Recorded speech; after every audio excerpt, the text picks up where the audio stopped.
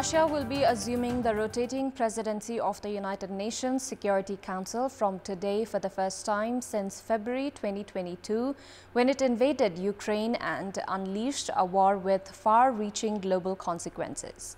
The presidency is largely a ceremonial role that rotates monthly among its 15 members based on alphabetical order.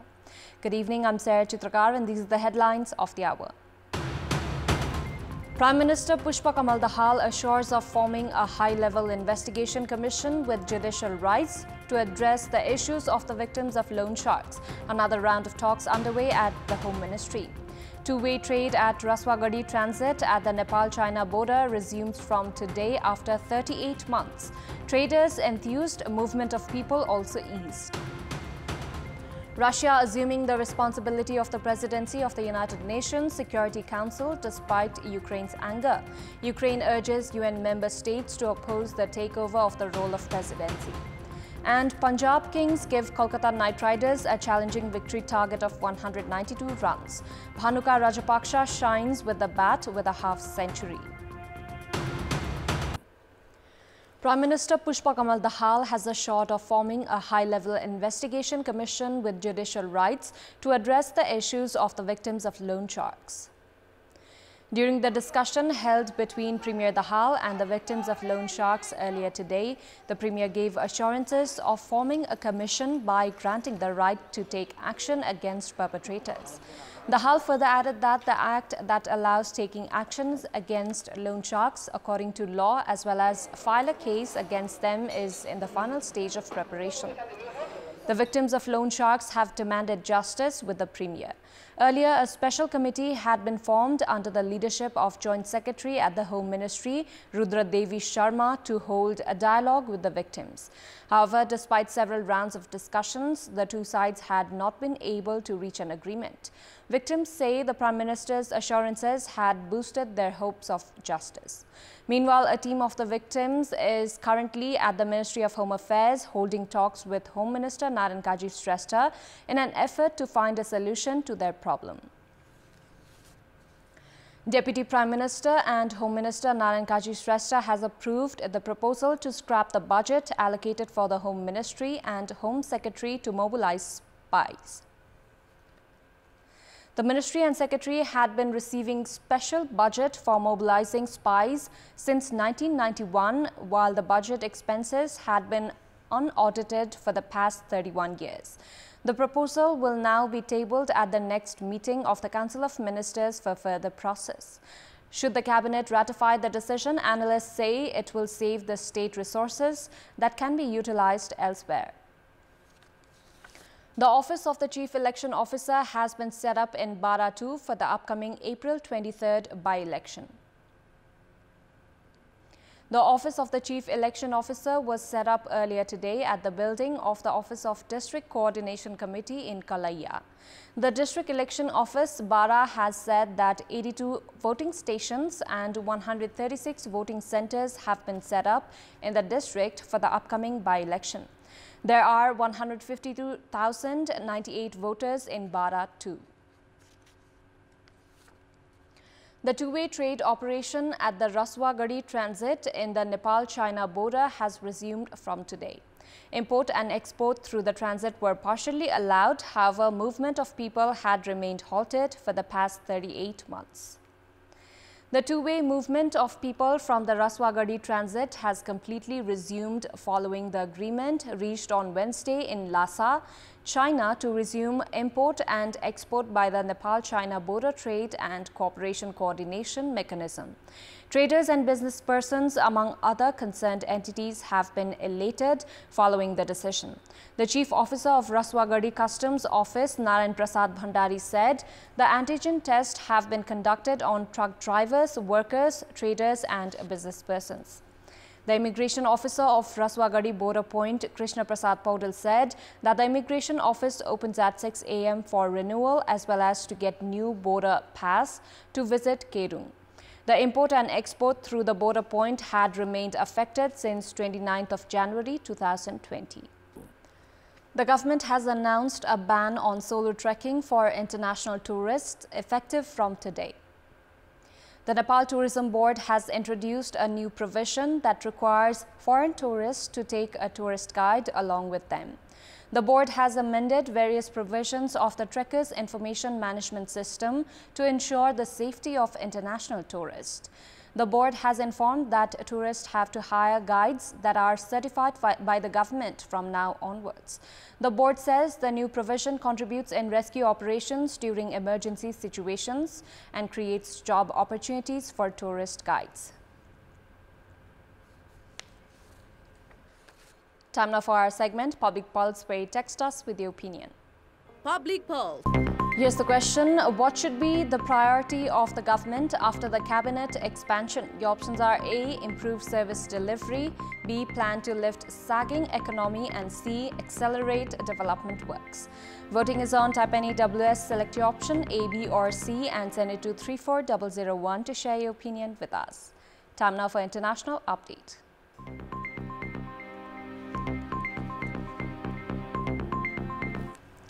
Russia is assuming the responsibility of the presidency of the United Nations Security Council despite Ukraine's anger. Ukraine has urged member states of the United Nations to oppose this take over the role of presidency of the United Nations Security Council. Presidency rotates among 15 permanent and non-permanent members of the Security Council for a month's duration. Russia had chaired the United Nations Security Council before the aggression against Ukraine in February 2022. Last month, Russian President Putin was issued a arrest warrant for war crimes by International Criminal Court. Ukrainian President Volodymyr Zelensky complained the US was feeble in blocking the Russian presidency of the United Nations Security Council. This role is procedural, but a Russian ambassador to the UN will discuss on arms control and other multiple global issues. Russian ambassador said he would discuss new world order to replace current unipolar order. Last year, President Zelensky had urged to reform or completely dissolve the UN Security Council. He said the UN Security Council could not prevent Russia's war in Ukraine, and the United States' hands were tied in this matter. Critics said the UN Charter could not expel member states and the purpose of the UN Security Council to maintain international peace and security. One person has been killed and dozens more injured after a storm caused a theater roof to collapse in Illinois at a packed heavy metal gig. Around 260 people were in the Apollo Theater when the roof caved in at 7:55 p.m. local time, the local fire department said. Fire Chief Sean Scattle said that 5 people were in a serious condition.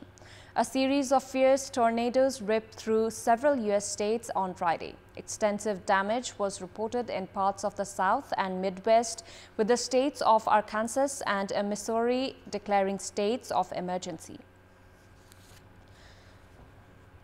Eyewitness footage shows overturned trucks and debris scattered all around the road on Saturday amid a slow-moving traffic in the opposite direction following heavy storms in Whiteland, Indiana. The video shows roofs and vehicles flipped over, downed trees and power lines as devastating tornadoes ripped through several U.S. states. In the video, a person inside the car can be heard describing the area as a wasteland and mentioned a warehouse had been flattened.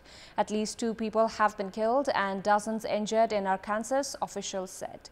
Violent storms are frequent in the southern U.S. in winter months as warm, moist air comes up from the Gulf of Mexico and collides with the colder air moving down from the north, meteorologists say.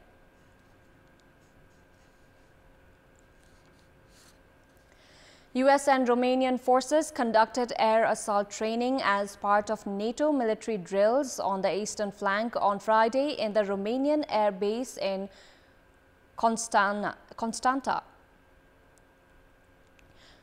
Troops from the U.S. 101st Airborne began arriving in Romania at the end of June last year, part of a mission to bolster NATO forces in the region, reassure allies and deter further Russian aggression, the U.S. Army in Europe said on its website.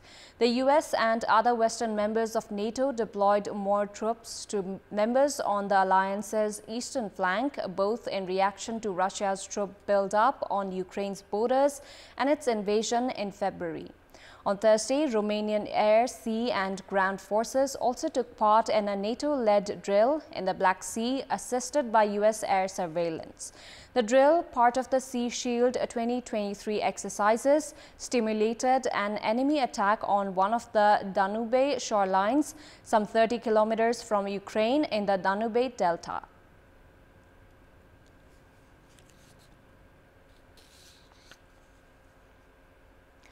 Hundreds of people staged a protest in New York on Thursday against Taiwan region's leader Tsai Ing-wen's so-called transit through the United States as part of her trip to Central America.